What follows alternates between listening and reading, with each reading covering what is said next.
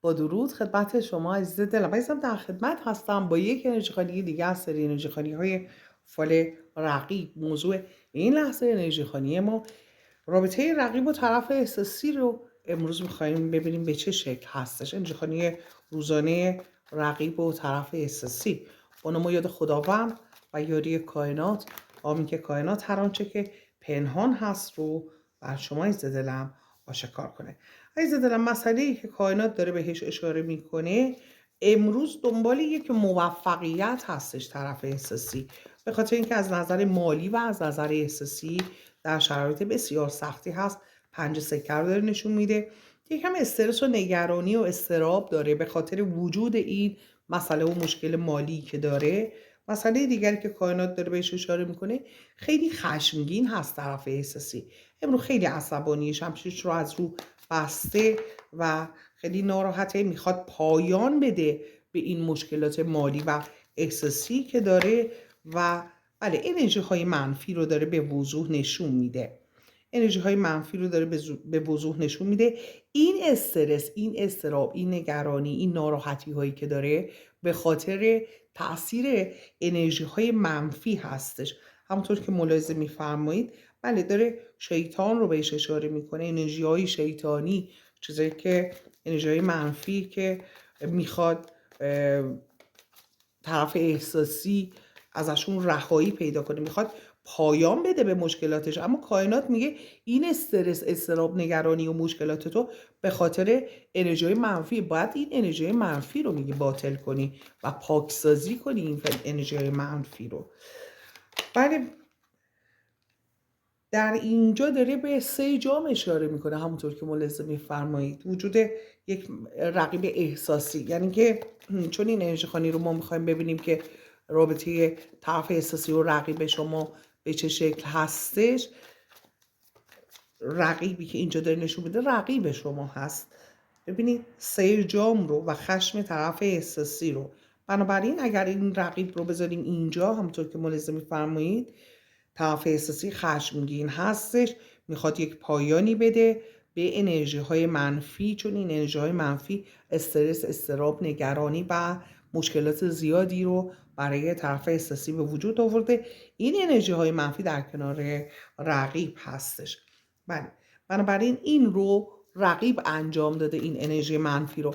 اگر شما انرژی منفی فرستاده باشی عزیز دلم، رابطه‌شون خب به مشکل خورده. چیزی که داره در اینجا بهش اشاره میکنه، این انرژی منفی حتما نباید طلسم باشه، دعا باشه، جادو باشه. حتی میتونید شما یه انرژی معمولی هم فرستاده باشید برای جذب طرف احساسی، برای بازگشت طرف احساسی، یا اینکه حالا یه دعایی کرده باشید، یه دعایی گرفته باشید. میتونه این هم باشه که تاثیر منفی گذاشته باشه روی مسائل و رابطه رقیب و طرف احساسی. خبرهایی که میشنوه طرف احساسی، یعنی تلاش هایی که میکنه طرف احساسی برای به پایان رسیدن این انرژی های منفی و رهایی از شرایط فعلی، و سعی میکنه که این مسئله رو خیلی خوب اداره کنه، ولی مثل یه بار سنگین انگار رو دوشش هست و سعی میکنه موفقیت رو کسب کنه. بله، تا حدودی هم میتونه موفق باشه در خصوص اینکه انرژی های منفی رو بخواد از بین ببره.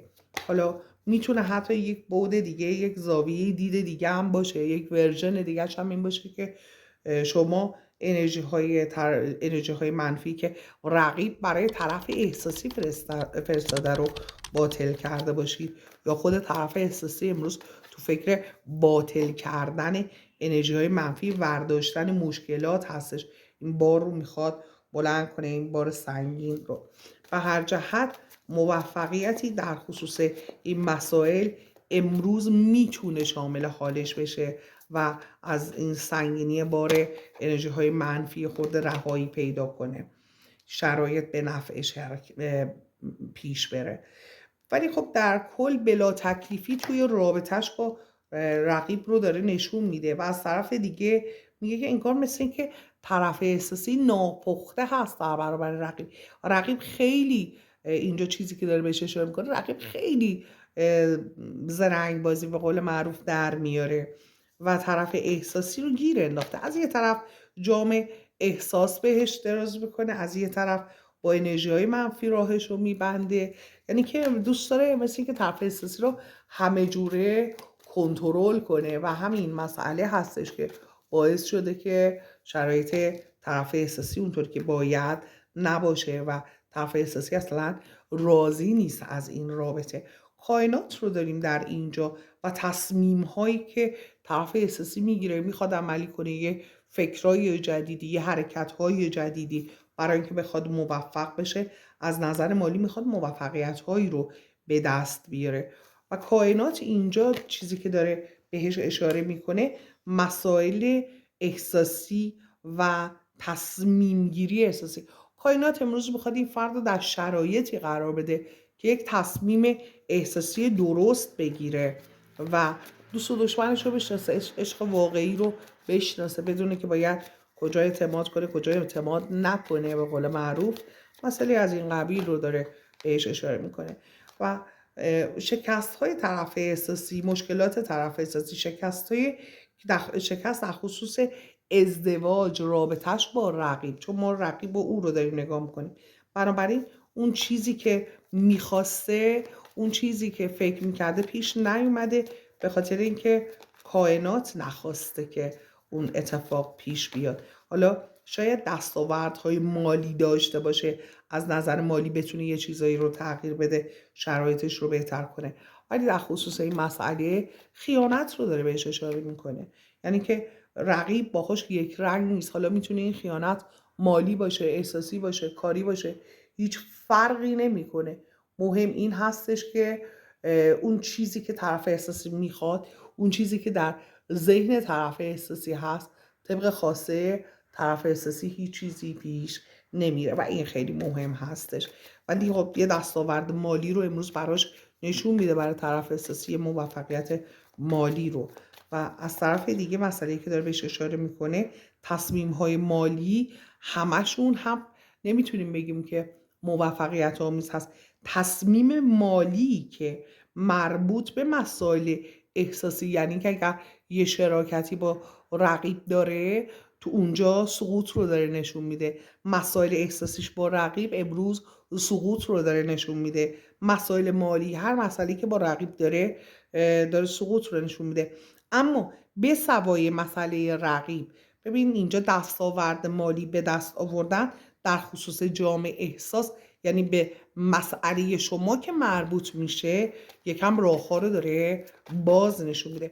حالا اگر انرژی منفی هم فرستاده بشه رقیب که بخواد راه‌ها رو ببنده، اون بستگی راه روی رابطه خودش تاثیر گذاشته و در کارمای خودش قرار گرفته.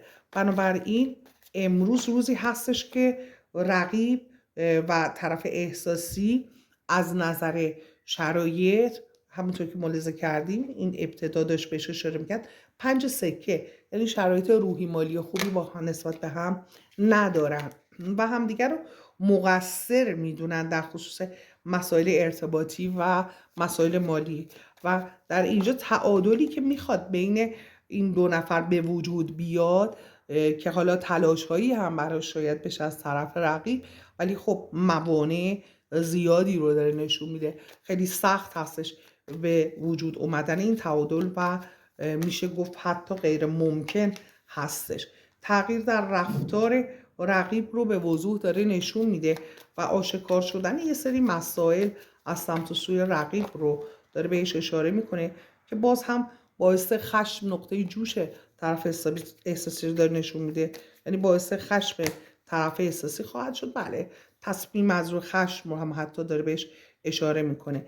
انرژی هایی که رقیب برای طرف احساسی میفرسته، این انرژی ها میگه تغییراتی به وجود میخواد بیاره. یعنی حالا رفتارش رو تغییر داده، تصمیم مالی گرفته امروز رقیب و این نقطه جوش و این سقوط و تعادلی که برقرار نمیشه رو امروز رقیب میخواد یک تغییراتی درش به وجود بیاره که اینجا خشم طرف احساسی و موانع رو هم همونطور که ملاحظه میفرمایید داریم. ببینیم که چه تأثیری میتونه داشته باشه. عزیز دلم، بله مسئله‌ای که حالا تلاشی هم که میکنه بیمارستان رفتن یا پولی برای دوا درمون مصرف کردن، خرج کردن برای بیمارستان، دادگاه، یعنی یه خرجی که دلنشین نیستش و یه خرجی که اضافه هستش که وجود کارما رو داره نشون میده. و در اینجا هم همونطور که ملاحظه میفرمایید بله خیلی واضح داره نشون میده. ببینید مثل خونه وحشت میمونه، باز هم به بیمارستان، دادگاه، ناراحتی ها، پول هایی که رفته و این پول ها خرج خوشگذرونی حتی نشده، یعنی این چیزایی که از دست دادن به نفع هیچ کدوم نبوده، چیزی که اینجا داره بهش کائنات اشاره میکنه. بله میخوام از دک و بله باز هم جامعه احساس میبینیم در نهایت در دست طرف احساسی مونده و رقیب هنوز هم منتظره که اون جامعه احساس رو دریافت کنه.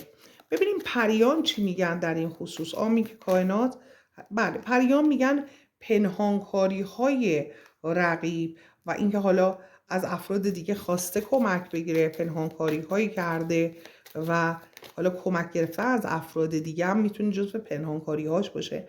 و اینجا همونطور که ملاحظه میفرمایید حسادت کردنش به انرژی منفی رو، یعنی روی تغییرات باز هم انرژی منفی اومد.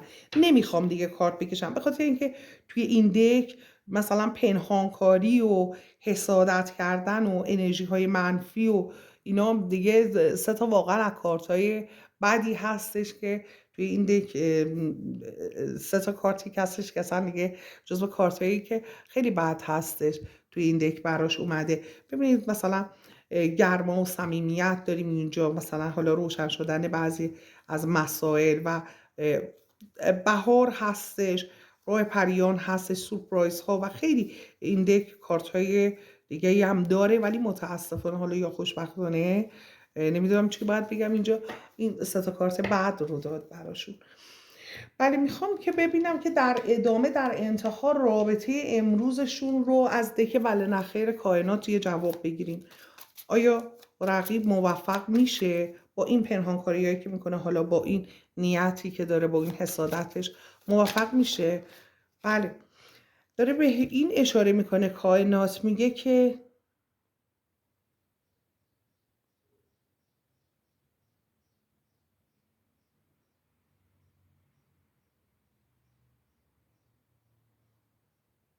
ولی میگه به چیزهایی که اعتقاد داره از طریق اعتقاداتش میخواد یک حرکتی انجام بده. حالا مثلا میتونه انرژی هایی باشه که اینجا هم داره بهش اشاره میکنه و میگه که